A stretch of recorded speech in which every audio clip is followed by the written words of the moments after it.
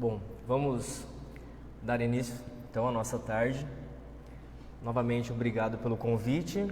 Como eu falei antes para algumas colegas aqui da casa, adoro estar aqui, é um prazer sempre estar com vocês e sempre que possível, sim, estarei aqui de alguma forma contribuindo também. Como sempre, vamos iniciar nosso dia, nossa atividade, nos colocando diante de Deus, acalmando os nossos pensamentos, os nossos sentimentos e agradecendo imensamente a este dia maravilhoso, a esta oportunidade de aqui estarmos hoje, a este momento de crescimento como pessoas, como cidadãos, como seres espirituais eternos que somos, onde no trabalho laborioso teremos o nosso fruto e que possamos nós trabalhar aquele bom trabalho, como disse Jesus, combater o bom combate e assim ter angariado para os nossos momentos futuros melhores condições. Gratos por este momento, damos início então à nossa atividade de hoje. Então, boa tarde. Para quem ainda não me conhece, sou Maxwell e hoje nós vamos falar sobre o capítulo 25 do livro O Evangelho segundo o Espiritismo.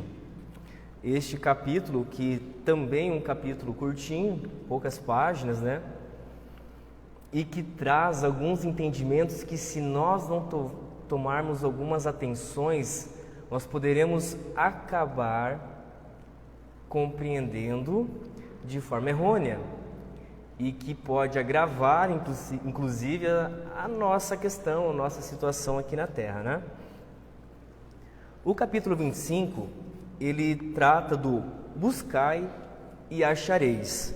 Ajuda-te a ti mesmo, que o céu te ajudará.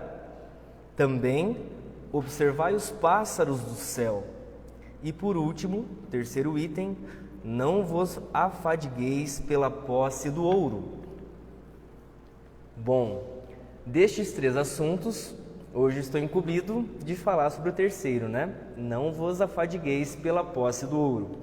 E é aqui que entra umas questões que, se a gente não tomar cuidado, a gente pode ir pelo caminho errado, vamos dizer assim, do pensamento, do entendimento. Para que a gente possa melhor compreender, quando ele trata da primeira parte desse capítulo, onde ele fala, ajuda-te a ti mesmo que o céu te ajudará, lendo essa parte do capítulo, nós vamos entender algo muito direto, que não basta a nós pararmos, termos um fragmento de fé, desejar a Deus algo e sentar-se ao sofá e ficar aguardando que a providência divina vai trazer algo para nós, seja o que for este algo, certo? Independente de ele ser na questão ou na via material, na questão moral, relacional, ou seja qual for. E aí demonstra, inclusive, a frase deixa muito claro, ajuda-te, que o céu te ajudará. Vá atrás, busque, trabalhe, se empenhe, e quando você estiver na busca, será colocado à sua frente aquilo que você necessita. Muitas vezes não é o que a gente quer, o que a gente deseja, mas é o que a gente necessita. E aí a gente vai para o segundo ponto, o segundo item deste capítulo, que é observai os pássaros do céu, onde deixa muito claro Jesus, fazendo uma analogia aos pássaros, que eles não plantam, eles não semeiam no geral, eles não cultivam e tampouco falta alimento para os pássaros do céu. E aí, Jesus ainda questiona, não sois vós mais do que estes pássaros? Por que preocupastes em ficar acumulando? E aí a gente começa a fazer, algumas confabulações, a gente começa a pensar e sim, começamos a ter alguns questionamentos. E eu adoro o Espiritismo, eu amo o Espiritismo exatamente por isso, porque aqui é a casa onde a gente questiona, aqui é a casa onde a gente não entendi. Por quê? E nós juntos vamos estudando e tentando, à luz do Espiritismo, compreender qual foi essa passagem, o que Jesus quis realmente dizer para nós acerca disso, né? E aí a gente vai então para o terceiro aspecto, que é onde a gente vai falar hoje. Não vos afadigueis pela posse do ouro. E nestes itens do capítulo, que são os itens 9, 10 e 11, eu já vou de antemão colocar uma situação que nós temos que sempre ter em mente ao ler essa passagem. Espera aí, se nós formos levar algumas coisas ao pé da letra, aparentemente podemos fazer um entendimento de que não precisamos fazer o esforço de buscar, de se desenvolver, de crescer como pessoa, como cidadão e produzir algo. Não sejamos nós como os pássaros do céu, vamos viver aguardando aquilo que Deus nos traz, sem a colheita, né? Daquilo que tenhamos plantado. E aí a gente tem que tomar esse cuidado, porque ao mesmo passo que Ele nos fala, Jesus, né, nos fala que nós devemos não ficar apegados ao acúmulo dos bens materiais, Ele também coloca, muito prático e muito reto, a cada um segundo as suas obras. Não é assim? Aí a gente pergunta, né? Peraí, mas... Aí eu fico naquela, vou por esse entendimento ou vou por aquele entendimento? E aí, o que eu faço? Nós temos que entender duas coisas, geralmente eu sempre comento. Nós temos que entender o contexto da sociedade à época, porque Jesus muito falava por parábolas e muitas vezes exemplificando dentro daquilo que o contexto social entregava à época. 2000 anos atrás, o contexto social era completamente diferente. E mesmo há 2000 anos atrás, dependendo da sociedade, o contexto mudava também, assim como hoje.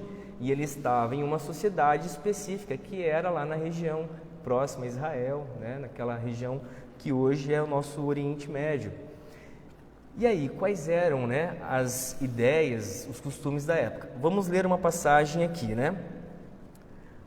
Não vos afadigueis por possuir ouro ou prata ou qualquer outra moeda em vossos bolsos. Não prepareis saco para a viagem, nem 2 fardos, nem calçados, nem cajados, porquanto aquele que trabalha merece ser sustentado, ou merece sustentado, né? Neste caso, ele estava falando isso diretamente aos apóstolos.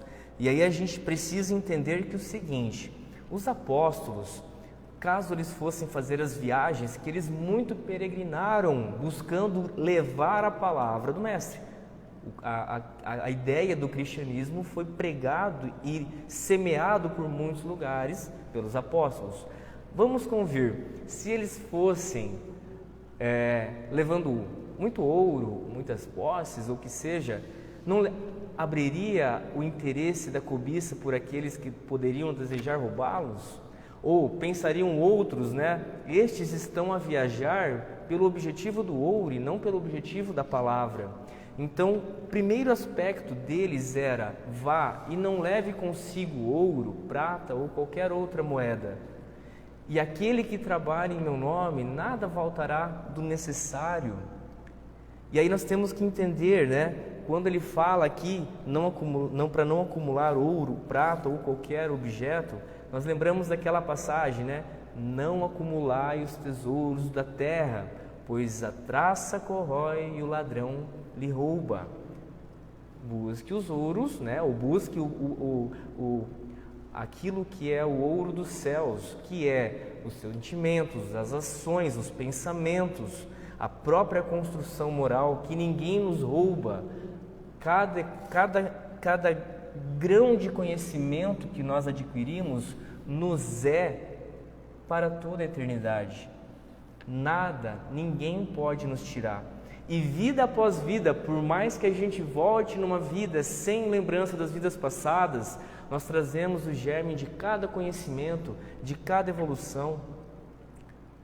Não somos nós aqueles que já nasceu numa família facilmente recebendo entendimento do não matar, não roubar, não pecar, Nós já temos isso construído, isso já é nosso, isso já vem de outros momentos. Algumas habilidades meio que inatas, todos nós temos para uma ou outra atividade, ou mesmo para a palavra. Todos os conhecimentos já são nossos, esses são os verdadeiros tesouros dos céus, né? E aí a gente segue mais uma passagem. Ao entrardes em qualquer cidade ou aldeia, procurai saber quem é digno de vos hospedar e ficai na sua casa até que partais de novo. Paro por aqui. O que Jesus quis dizer desta forma? Antigamente eram poucos ou raros os viajantes, né? Porque as pessoas não eram nômades ou não tinham o costume de viajar, elas viviam geralmente a vida toda naquele ambiente até o fim da sua vida. Não tinha esse costume como hoje temos, né? De viajar para conhecer e tudo mais, eram poucos que faziam isso. E se tinha no costume da época receber os viajantes em casa, era um costume que à época era muito pregado. Esse costume ele era efetivamente de toda a sociedade. Então havia um viajante, vamos recebê-lo em nossa tenda, né? Vamos dá-lo o que comer, vamos auxiliá-lo onde dormir, a descansar, para que ele possa seguir a sua viagem. Porque à época quem viajava geralmente com um grande intuito, com um objetivo qualquer que fosse, e que nós, como sociedade, auxiliávamos aquele processo, visto que não era fácil viajar, principalmente naquela região de deserto, né? Era sempre a pé ou com camelo. Hoje que tá fácil, né? O avião leva rapidinho, né? Daqui para o outro lado do mundo. Aí fala assim, nossa Max, mas daqui para o outro lado do mundo, no Japão, demora 24 horas. Gente, 24 horas. Nós estamos do outro lado do mundo, né? Então imagina que a época demorava dias para ir de uma cidade a outra. Então nós temos que fazer esse contexto também. Mas mais interessante do que isso dessa passagem é quando ele diz assim, ó, quando entrardes em qualquer cidade ou aldeia ou a casa de alguém, né? Saiba quem é digno de vos hospedar e fica na sua casa. À época, o que Jesus quis dizer? Fique à casa daqueles que vão te receber de bom grado e que sabem que você não tem nada para dar em troca. Esses são dignos de te receber e esses serão dignos de receber a sua palavra, ou seja, todos aqueles ensinamentos que os nossos, aqueles que foram discípulos de Jesus tinham para pregar. Então estes serão os que serão dignos da sua palavra, não aqueles que te corrompem ou que te querem por algum outro objetivo material. E aí a gente entende o que, né? Poxa, quem são dignos de ter hoje a nossa visita? Quem são os dignos de ter a nossa presença, de ter a nossa palavra? Quem são os dignos, né? E mais, nós fazemos dignos aqueles que vêm nos visitar, porque a moeda tem duas faces, né? Ora nós estamos na posição de quem viaja, de quem visita, ora nós estamos na posição de quem recebe. E nós temos que fazer dignos também aqueles que estão à nossa volta, que estamos a receber, né? E aí ele segue, né? Entrando na casa, saudai-a assim, que a paz seja nesta casa. Se a casa for digna disso, a vossa paz virá sobre ela. Se não for, a vossa paz voltará para vós. A paz é a paz. Eu só posso entregar o que eu tenho, não é assim? Se eu posso entregar a minha paz a uma casa, de um amigo, de alguém que eu fui visitar, ou de algum local que eu fui, eu abençoo aquele local, pois está me recebendo de uma forma ou de outra, está me recebendo. Se aquele local for digno da minha paz, ele receberá a minha paz, senão a minha paz voltará a mim, certo?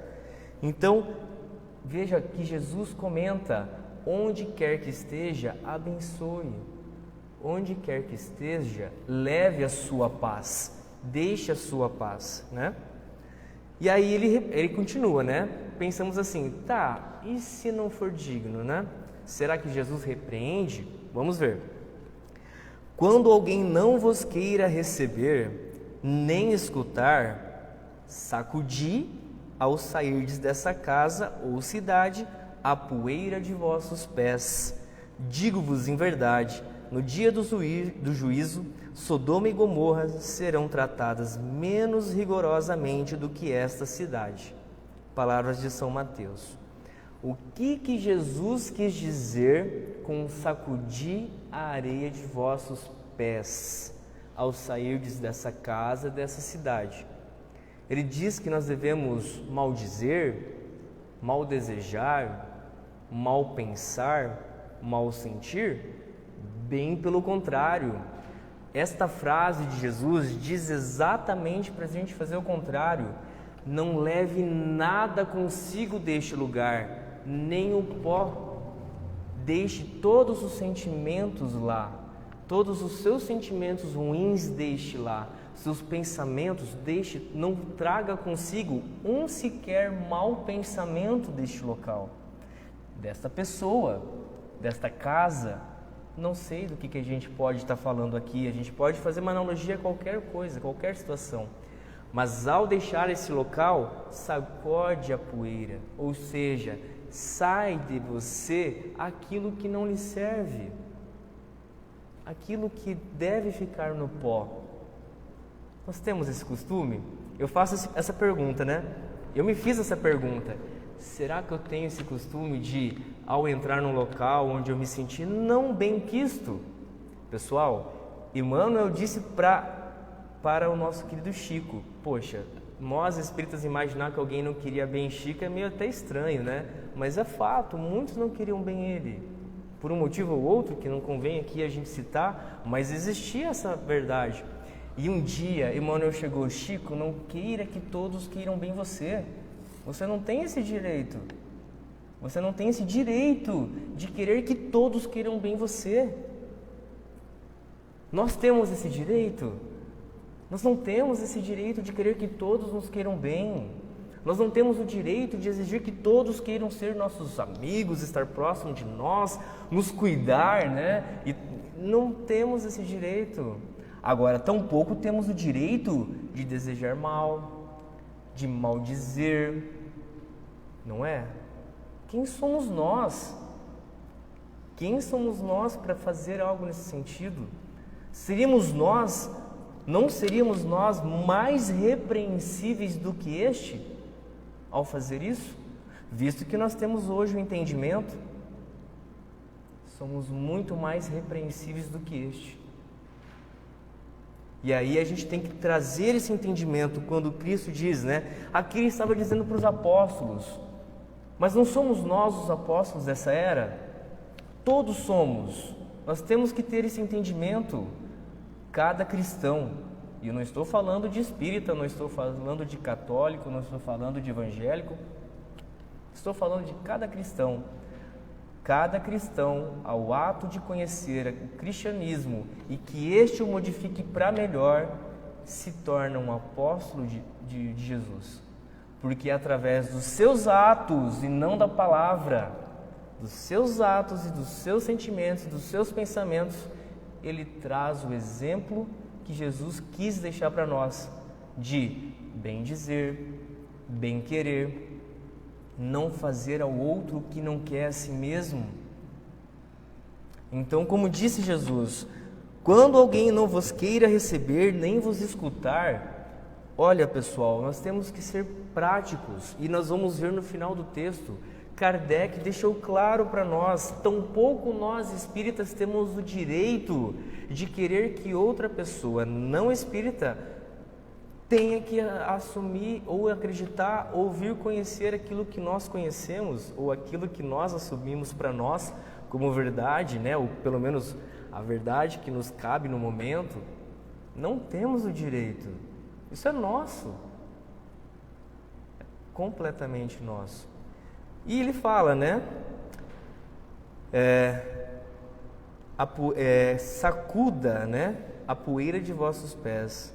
Então, sacudir a poeira é tirar de nós qualquer sentimento. Nós não temos o direito de levar para nossa casa, para o nosso recanto de paz, que deve ser o nosso recanto de paz, não é? Não é onde a gente se sente bem? Não é onde a gente encontra o nosso cantinho, o nosso aconchego, o nosso cheiro até, né? Nós não temos o direito de levar para nossa casa aquela poeira de maus sentimentos e maus pensamentos que a gente teve em outro local. Se estamos fazendo inconsciente, tá, pessoal? Quando nós também fazemos isso, né? Estou falando de mim, inclusive. Nós fazemos isso inconscientemente. Vamos pensar, por que estamos levando para a nossa toca, né? Para o nosso ninho de paz, a poeira de onde não nos quiseram, ou não nos quiseram ouvir, ou não nos quiseram dar atenção? Não é estranho a gente pensar que nós levamos para dentro de casa o pó da rua? Não deveríamos, né? Deveríamos literalmente blindar a nossa casa. E eu digo casa, não aquela casa que tem telhado, portas e paredes bem pintadas. A casa que eu digo é aqui, ó. Quando nós saímos de casa, ou por exemplo, com meu amigo aqui, eu saio de casa e me exponho a ele por algum motivo, alguma coisa particular, eu até busco talvez um conselho, ou busco apenas um ouvinte, né, para os meus momentos de queixume ou de, né, comentário sobre algo para me aliviar, e eu recebo dele exatamente o que disse Jesus aqui, né, não quis me receber, não quis me ouvir, ou até mesmo maldisse de alguma forma, ou me agrediu de alguma outra forma que seja, eu vou trazer esse pó para dentro da minha casa? Eu não tenho esse direito, eu não deveria fazer isso. Quer dizer, eu não teria o direito, mas Deus nos permite tudo, né? E nós temos que ter esse entendimento de sacudir esse pó sempre que voltamos à nossa casa, né? Aí comenta, né, o Kardec faz um comentário muito lúcido sobre isso, né? Naquela época, nada tinham de estranhável essas palavras que Jesus dirigiu aos seus apóstolos, quando os mandou pela primeira vez anunciar a boa nova. Estavam de acordo com os costumes patriarcais do Oriente, onde o viajor encontrava sempre acolhida na tenda, como a gente já falou. Então, falando sobre viagem, efetivamente, de corpo físico e até lá, isso era um costume patriarcal do Oriente Médio. Hoje já não mais, não como naquela época, mas a época não era algo de se estranhar, né? Aí vamos seguindo, né? A par do sentido próprio, essas palavras guardam um sentido moral muito profundo. Proferindo-as, ensinava Jesus a seus discípulos que confiassem na providência. Ou seja, não precisa levar o ouro, a prata, as moedas aos seus bolsos. Tampouco 2 cajados, como ele diz, né, para se precaver na quebra de um. Não. Você terá durante o caminho o que precisa. Você encontrará durante o seu caminho aqueles que vão lhe auxiliar. Todos nós, independente do quanto nós já vivenciamos dessa nossa vida corporal, sabemos que a vida, ela não é um parque de diversões onde somente há alegrias e divertimento. Tão pouco, é o contrário. Há alguns raros momentos de muita alegria e divertimento, maravilhosos, que nos reforçam a alma. Mas, no geral, a vida é local de trabalho, a vida é local de viajar, buscar, encontrar novas pessoas, encontrar novos locais. E aí a gente sabe, como disse aqui, né? Não leve o ouro consigo, porque a gente já entendeu que conforme a vida vai acontecendo, coisas boas e não tão boas vão acontecendo, mas sempre a providência divina coloca uma mão amiga do nosso lado. Não é assim? Sempre há. E se a gente não percebe, porque nós não estamos com os verdadeiros olhos, os olhos de ver e entender o que está acontecendo. E aí segue, né? Olha só, o demais, eles, os nossos apóstolos, né, nada tendo, não despertariam a cobiça dos que os recebessem. Era um meio de distinguirem dos egoístas os caridosos. Ou seja, se eles à época não tinham um tostão a dar, a entregar, apenas a palavra, facilmente eles conseguiriam identificar a casa daqueles que seriam ou não egoístas ao recebê-los, ou com segundas intenções, né? Aí, olha só, por isso que Jesus lhes disse, né? Procurai saber quem é digno de vos hospedar. Deixa eu concluir aqui, eu vou fazer uma passagem. Ou, quem é bastante humano para agasalhar o viajante que não tem com que pagar, porquanto estes são dignos de escutar as vossas palavras. Pela caridade deles é que os reconhecereis. Quem está à nossa volta sem nada pedir em troca? Quem nós aceitamos à nossa volta sem que possamos ou desejamos qualquer coisa em troca? Sequer um obrigado, sequer um reconhecimento.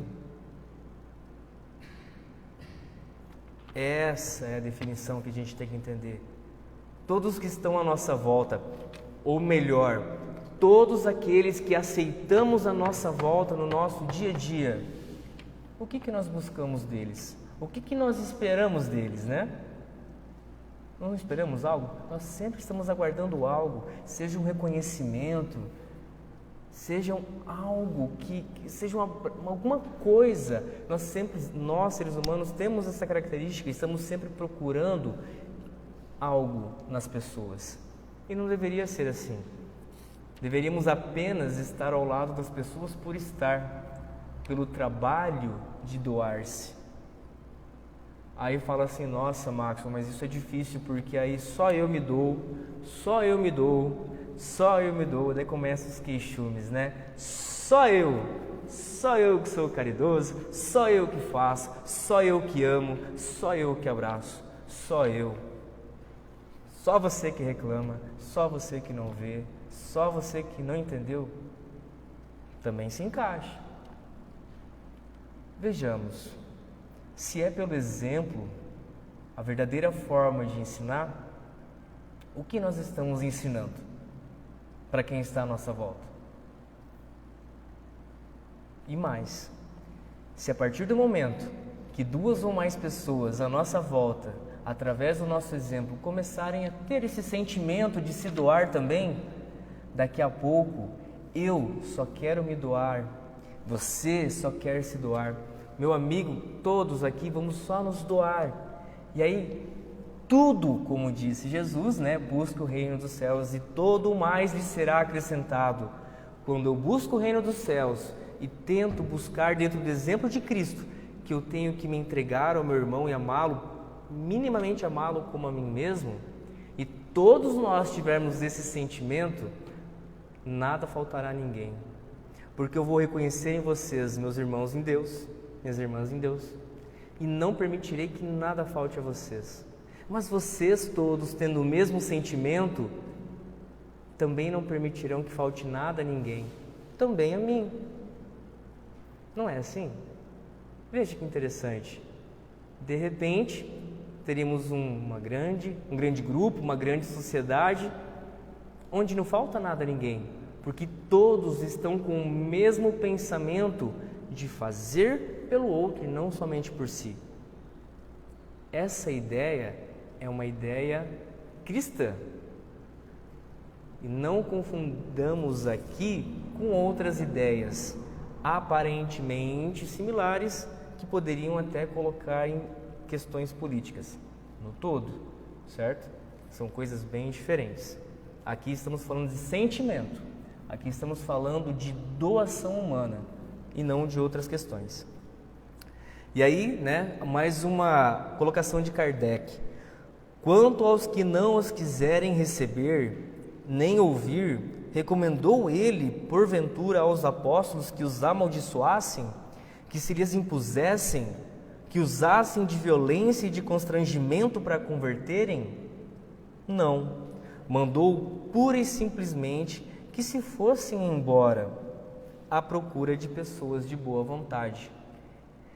Eu não tenho o direito de impor nada a ninguém, muito menos minhas crenças, muito menos minha forma de pensar, de agir. Quem sou eu? O único direito que eu tenho é sobre mim mesmo. E é ali que se recai toda a minha responsabilidade. Como disse Jesus, vá embora, busque outra pessoa de boa vontade. Não gaste seu tempo com aqueles que não têm a boa vontade. O momento deles talvez não chegou. E possivelmente quando você estiver trabalhando e eles verem pelo exemplo, possam entender aquilo que você, por mais que queira explicar, não conseguirá fazê-los entender. Aí a gente continua, para que nós possamos finalizar esse tema, uma última colocação de Kardec também. O mesmo diz hoje o Espiritismo a seus adeptos, todos os adeptos do Espiritismo: não violenteis nenhuma consciência. Olha a gravidade que ele colocou nas palavras. Nós não podemos violentar uma outra consciência.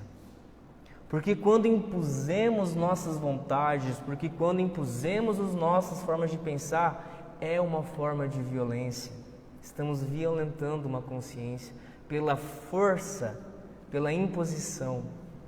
E aí ele coloca: a ninguém forceis para que deixe a sua crença a fim de adotar a vossa.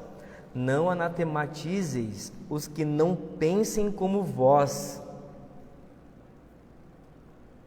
Eu já ouvi espíritas, eu não vou dizer falando mal, mas queixando-se de outras religiões. É possível que este indivíduo ainda não entendeu exatamente essa passagem, que nós não temos esse direito mesmo. Eu diria mais, as religiões são necessárias ao homem desta terra. Eu conheci pessoas que modificaram-se tremendamente através dos evangélicos, pelo meio de agir dos evangélicos. Era aquilo que aquele indivíduo precisava, e ele está feliz. E ele está seguindo um caminho cristão, não exatamente como o nosso, que não crê nas mesmas coisas que nós, referente à emancipação da alma, referente às vidas pregressas. Tudo bem, qual o problema? O indivíduo se tornou um indivíduo melhor, era aquilo que ele necessitava. Outros tantos que dentro do catolicismo e em tantas outras religiões se tornaram pessoas melhores. Tudo bem. E aí ele continua, né? Acolhei os que venham ter convosco e deixai tranquilo os que vos repelem. Simples assim. Abrace aqueles que vêm ter com você o mesmo pensamento e deixe tranquilos aqueles que nos repelem. Tudo bem. Maior ou menor momento, ele vai ter a consciência da vida eterna. Eu sempre comento porque é engraçado. Fazendo uma parodiazinha rapidinha, né? Tem um colega meu que ele fala que ele de todo não acredita. Esse negócio de espírito. Aí eu já fiz um acordo com ele. Quem desencarnar primeiro volta e puxa o pé do outro para mostrar que é verdade. Já é um acordo. Aí ele deu uma risadinha, com quem ficou meio assustado, né? Vai que é verdade, esse cara vai vir puxar meu pé, meu Deus, né? Mas, gente, é exatamente isso. E eu comentei com ele, falei assim: meu amigo, te amo. Tudo bem. Se não é o teu momento de entender isso, tudo bem. Falei, tem um momento em que você vai ver a realidade do outro lado e eu também, porque eu também posso estar em erro. Quando eu e você desencarnarmos, nós dois vamos ter o direito divino de compreender a verdade. E se lá eu precisar da sua ajuda, eu lhe pedirei. E se lá você precisar da minha ajuda, estarei disponível com todo o amor que eu tenho para te ajudar. Deixa ele tranquilo. Qual o problema? Eu amo ele tal qual ele é. É assim que a gente tem que pensar também quanto os nossos amigos que pensam diferente de nós.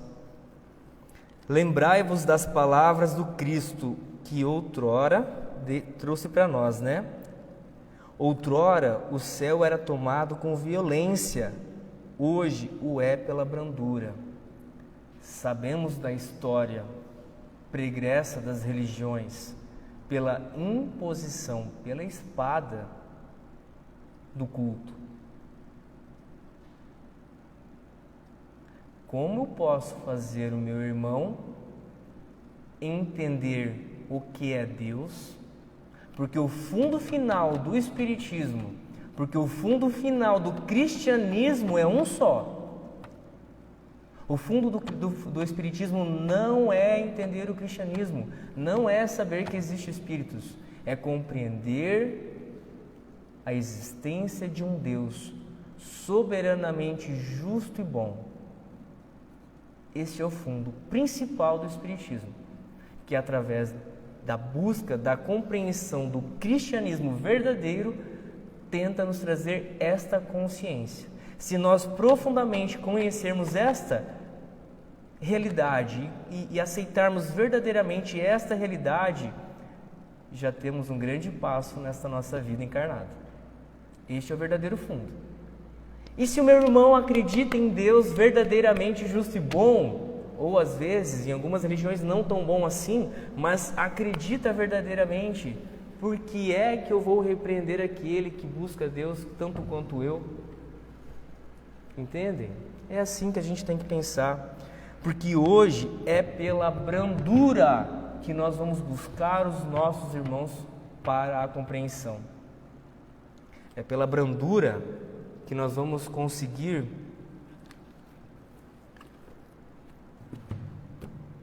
nos elevar e trazer juntos os nossos irmãos. Para finalizar, eu gostaria de fazer uma colocação que eu sempre faço.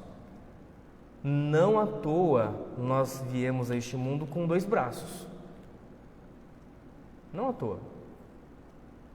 Não é para fazer assim, ouro. Não. Tampouco é para fazer assim, me ajuda. Não. É assim.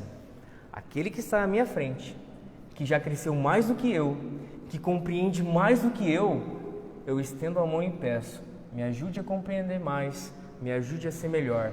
Mas atrás de mim há muitos que me veem tal qual eu vejo esse meu irmão e que eu peço ajuda.